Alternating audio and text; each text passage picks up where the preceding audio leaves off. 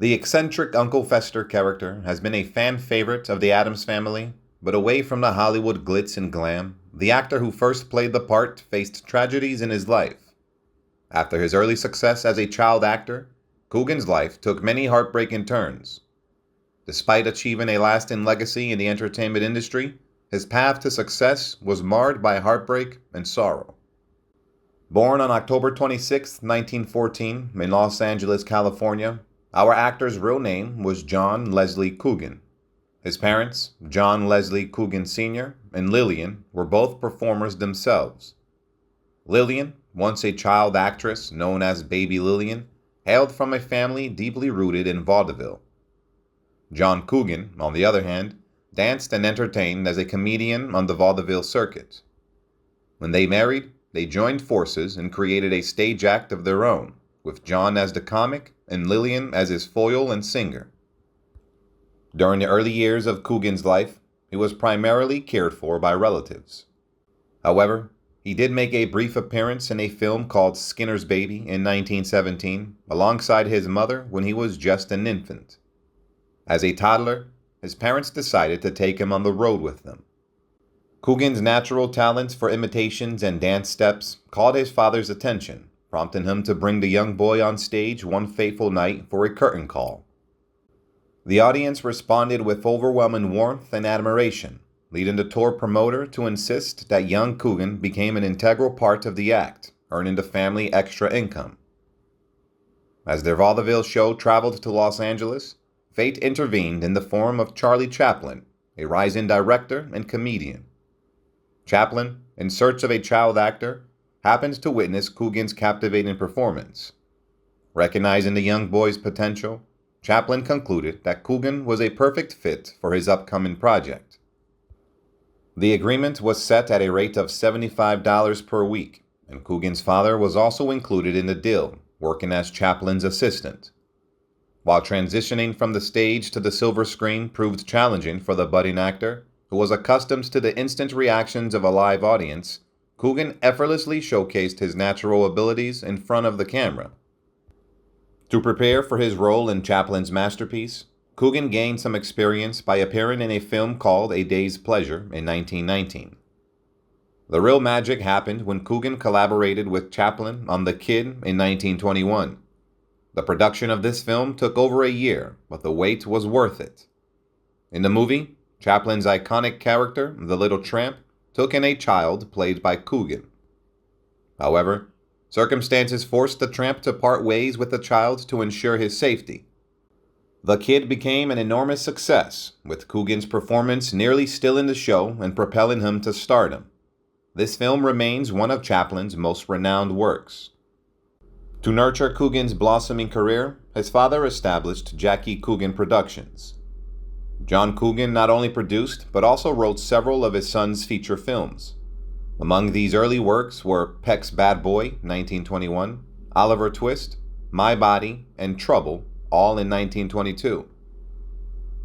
By 1923, Coogan had ascended to become the biggest box office star in the United States. He continued his success with two more hit films, Daddy and Circus Days. During that same year, Coogan signed a lucrative contract with Metro-Goldwyn-Mayer. Along with a remarkable $500,000 bonus, Coogan earned a staggering $1 million for starring in 4 movies over 2 years, in addition to a share in the profits. One of these films was Long Live the King, 1924, reportedly the first movie to gross $1 million. To capitalize on his son's success, he wasted no time signing numerous merchandise and endorsement deals, creating a wide array of Coogan-themed products. From caps to wagons, clothing to cups, dolls to chocolate bars, Coogan's image adorned countless items. With his son raking in millions of dollars, John Coogan made wise investments while the family reveled in a life of luxury.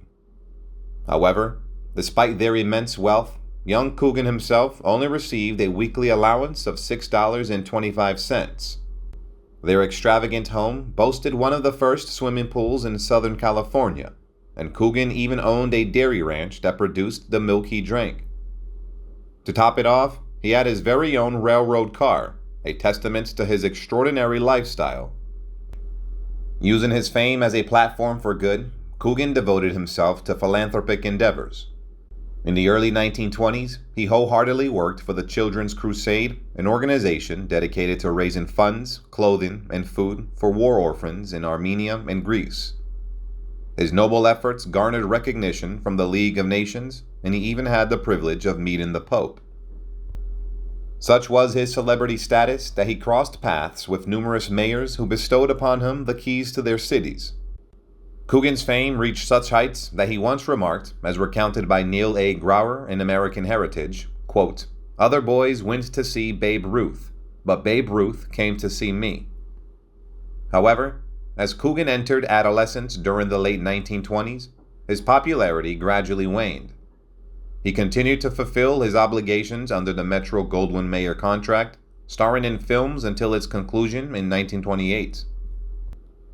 Among his more successful works were A Boy of Flanders, 1924, The Rag Man, 1925, and Johnny Get Your Gun, 1927. In the latter film, Coogan bid farewell to his iconic Dutch boy haircut, trading it for a more mature look.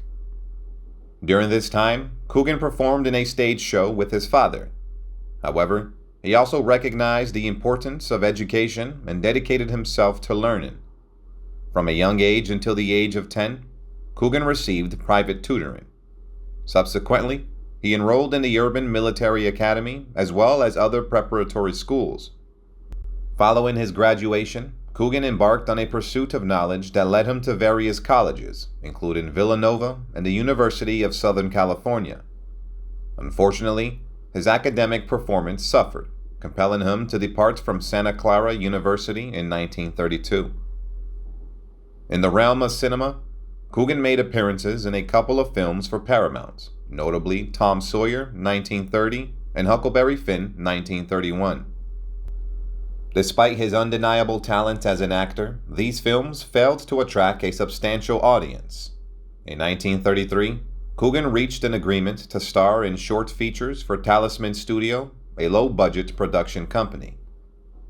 The turning point in Coogan's life arrived when he reached the age of 21, anticipating the freedom to control the money that he had earned as a child star. However, just before his 21st birthday in May 1935, a fateful incident cast a shadow over his expectations. On their way back from a dove hunting trip in Mexico, Coogan, his father, two actor friends, and the foreman of his ranch experienced a devastating car accident. Tragically, all occupants, except Coogan, lost their lives in the collision. He sustained broken ribs, and in the aftermath, he couldn't help but wonder how different things might have been had his father survived to navigate the legal complexities that followed. Shortly after Coogan reached the milestone of turning 21, he mustered the courage to approach his mother, seeking access to the money that he had supposedly been held in trust for him. Throughout his career, he had amassed an impressive fortune, totaling at least $4 million. To his dismay, his mother flatly refused his request, asserting that parents were entitled to claim all of their children's earnings. In an abrupt turn of events, she severed all ties with him, leaving him with a meager sum of only $1,000. Unbeknownst to Coogan, his mother resided in a house that he had generously financed alongside her second husband, Arthur Bernstein, who also happens to be the family's lawyer and financial advisor. Faced with this unforeseen predicament, Coogan found himself pondering his next move. In 1936-37, as he contemplated his options, Coogan embarked on a vaudeville tour. Simultaneously, he secured a role in the film College of Swing, 1938, where he shared the screen with the talented Betty Grable, whom he had recently married in 1937. However, it was in 1938 that Coogan decided to take legal action against his mother as he sought to claim the assets of his own company, Jackie Coogan Productions. He demanded a comprehensive financial accounting of his earnings. In what ensued, his mother and stepfather fiercely resisted his claims, despite public opinion overwhelmingly siding with Coogan. Testimony in Coogan's favor underscored the promise made by his father to leave him the money. These protracted legal battles significantly impacted Coogan's life, causing him to allege that his stepfather, who boasted extensive Hollywood connections, purposefully hindered his chances of finding work in the film industry. Nonetheless, Coogan found solace in embarking on a stage tour with the renowned Bob Hope. He also sought opportunities in New York and summer stock theater. Regrettably, the legal turmoil took its toll on Coogan's personal life, resulting in the dissolution of his marriage to Grable in 1938. In 1940, the lawsuit settlement was made official, and Coogan and his mother divided the remaining assets. Coogan received half of the $250,000, but as soon as he paid off his bills, it was gone. After Coogan and his mother made amends, he was forced to return to the family home due to financial constraints. The Coogan Act, also known as the Child Actors Bill, was enacted by the California legislature as a result of what happens to Coogan. It was stated that until the child actor reaches adulthood, 50% of their profits must be retained in trust, savings, or interest. It was initially proposed in 1939, and it was approved in 1940. Coogan enlisted in the medical corps in the early 1940s, well before America formally entered the Second World War. After getting his pilot's license as a youngster, he later joined the Army Air Corps. Coogan served in Burma as a volunteer with the 1st Air Commando Force, while also working as a glider instructor. He was the first glider pilot to put American soldiers in Burma beyond enemy lines. He was on a glider that crashed. Coogan was at the base of a heap of dead. Everyone else was slain by the Japanese. Before being released from the service with distinction in 1944, he served in the military for 5 years. Coogan was honored with various wartime decorations, including the Air Medal. Coogan continued his public engagement after arriving home by participating in war bond rallies in 1946. Although he previously worked in sales and developed an ice show, he attempted to resume his career in entertainment. Coogan started performing in bars and going on tours with an orchestra. He ultimately returned to cinema and then to television, although he was never able to duplicate his early career success. He got into drinking and was pulled over for driving under the influence. Coogan allegedly had a drug issue as well and was detained for marijuana possession. Sadly, Coogan passed away from heart failure on March 1, 1984, in Santa Monica, California, following renal and heart problems. Anthony, Chris, Joan, Leslie, and Dorothea Lamphere, his 4th wife, were among his survivors. Keith Coogan, one of the grandchildren, later achieved some notoriety as a rising young actor.